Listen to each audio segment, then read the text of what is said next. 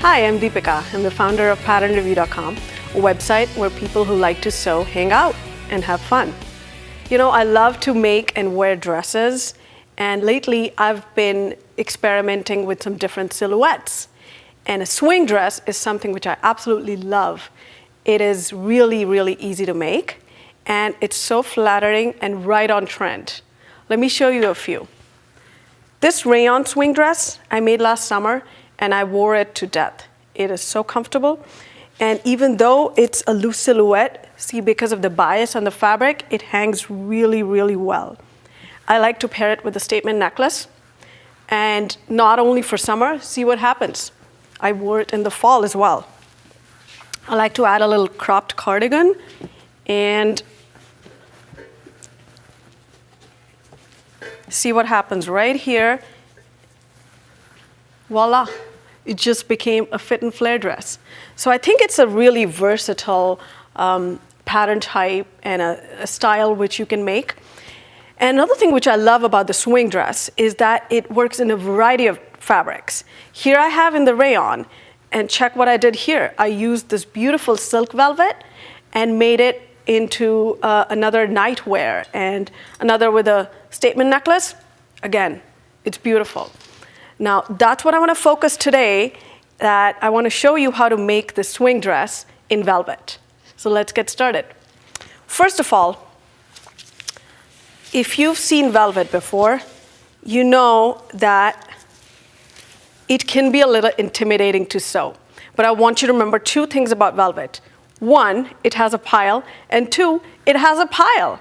So when that happens, you need to make sure that you cut all of your pattern pieces in the same direction. What direction will that be? Well, let's find out, shall we?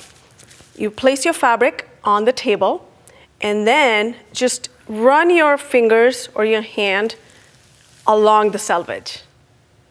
If you feel no resistance, that means it's the right way or pile going down. And you'll know what I'm talking about when you try to go it in the other direction. I'm feeling a little bit that the fibers are a little bit pulling, and that's going upward. Generally, the rule of thumb is that you place your pattern pieces going down. But if you decide to do the other way, that's completely fine. Just have fun with it. But whatever direction you decide to go in, all of the pattern pieces should be placed in the same direction. And we're in luck here because we literally have just two pattern pieces. Here we have the back, and here's the front. See what I did with this? I started with my favorite pattern, and I noticed that it has darts. Now, in velvet, I don't want to have too many seams or design details because I'm going to let the fabric do all of the work for me. I'm going to let it shine. And I decided to make this into a swing dress by just cutting open the dart and then making another cut all the way to the bottom to the hem, and then just closing the dart. And see what happens. It just made, from A-line, it became a swing dress or a flare dress or a circle dress, whatever you want to call it. And by just one easy pattern alteration, I made my own pattern. Now, if you don't feel like messing with pattern pieces or alterations, there are a few other options which I want to show you. This one here is a swing dress pattern with sleeve options. It's a raglan sleeve for a knit fabric. And this one right here gives the same exact silhouette which I have here, and you don't have to mess with the pattern pieces. So you decide what you want to do. Okay, we found the pattern. Let's figure out how to cut it. In velvet, I like to cut with the right side down. And it's very important to make sure that your fabric is on grain. So I take my time in placing the fabric on a flat surface and smoothing out all of the wrinkles. And I also want to mention that I like to cut in a single layer. So if your pattern piece is on a fold, you're going to just place your pattern here, and then I'm going to show you how to cut this back pattern piece.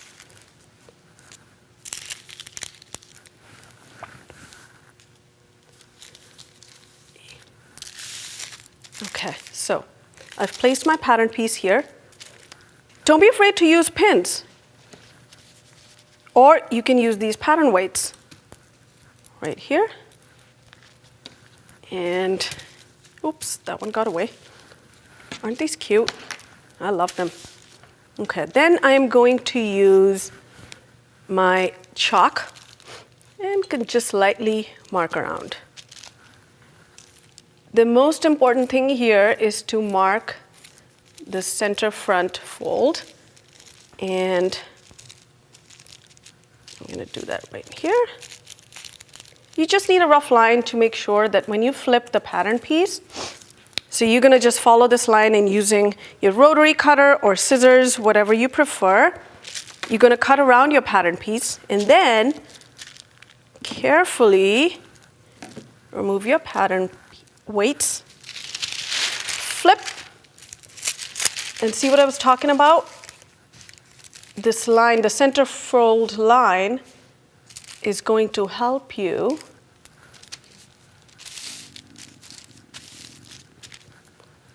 and now you can cut the other side. Okay, let's talk about sewing with velvet.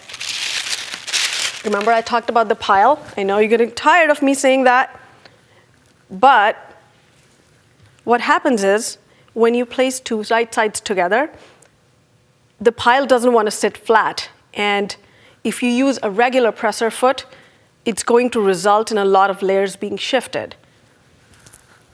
So I'm going to use a walking foot. And I'll show you in a minute what that looks like. But right now, I'm just putting the shoulder seams together, and I'm going to use a lot of pins. Now, if you're feeling a little bit nervous about the fabric shifting, you can do hand basting as well. But I feel like if you use a walking foot and you use enough pins and you sew slowly, it's not required. I didn't need to.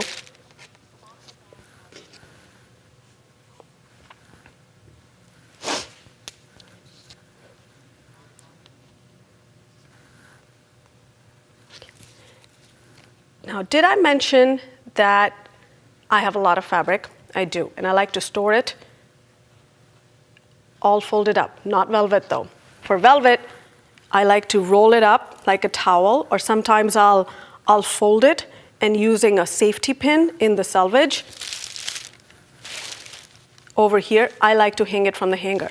Now we do this because we do not want wrinkles in our fabric, because guess what else we cannot do? We cannot press the iron on this fabric because it's going to crush that beautiful pile. So I'm going to go to the sewing machine and we're going to sew the shoulder seams. I want to show you what a walking foot looks like. It's a little bit intimidating, a little bit bigger than your other feet, but it does the job because it has feed dogs at the bottom of the foot. And what that does for you is it moves the front, the top fabric and the bottom fabric at the same rate. So the fabric doesn't get a chance to shift. The other thing you should do with velvet or any other thicker fabric is to reduce the pressure on the foot. So it's not working against you, it's working with you. We're all here to have fun, aren't we? Okay, and see how slowly I'm sewing? So you get a little bit of confidence. Remove the pins as you're sewing.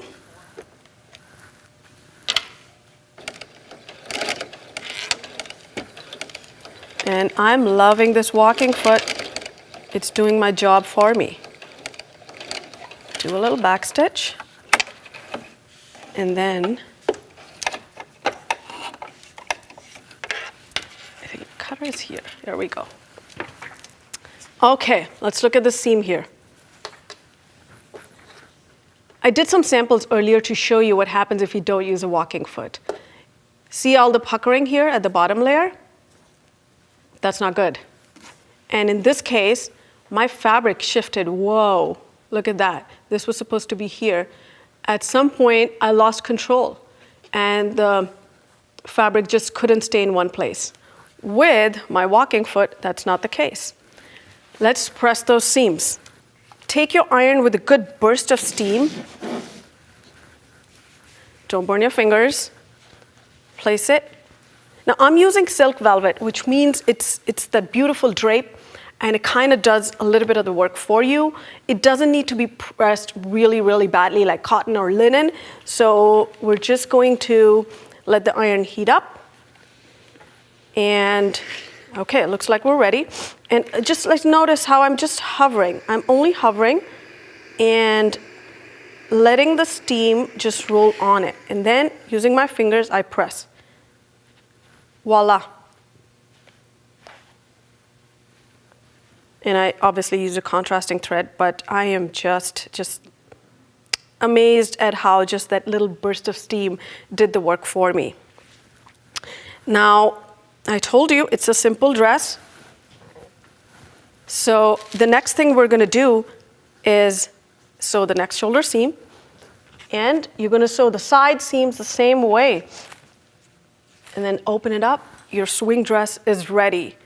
Now for this velvet, I like to line the whole thing because it can be a little bit staticky and a little bit clingy. And when you line it like I did in this green dress, it finishes the shoulders and the armholes for you. The only thing left to do after lining the dress is finishing the hem. And because it's velvet, I don't like to have any visible top stitching. So all I did was I serged the edge so it doesn't fray, and I did a simple slip stitch, which only took a few extra minutes. And this is done. I want to reiterate one more thing, that when you choose something, a pattern to sew velvet with, you want to choose a pattern with minimal seams, whether or not you make this dress or another. Choose a pattern which has as few seams as possible, and it'll be so much easier to sew with velvet. When you've sewn the dress, it's time to take care of it as well. However you plan to wash your garment after, you would pre-treat your velvet the same way. If you want to dry clean your dress, you would dry clean your fabric before you start to sew, or if you launder the fabric in the washing machine, you would do the same before you start to sew. And that way, you'd have no surprises. You would also let your garment hang for 24 hours, especially in this swing dress, to make sure that the hem is even. And there you have it, an easy to sew velvet dress that takes no time at all.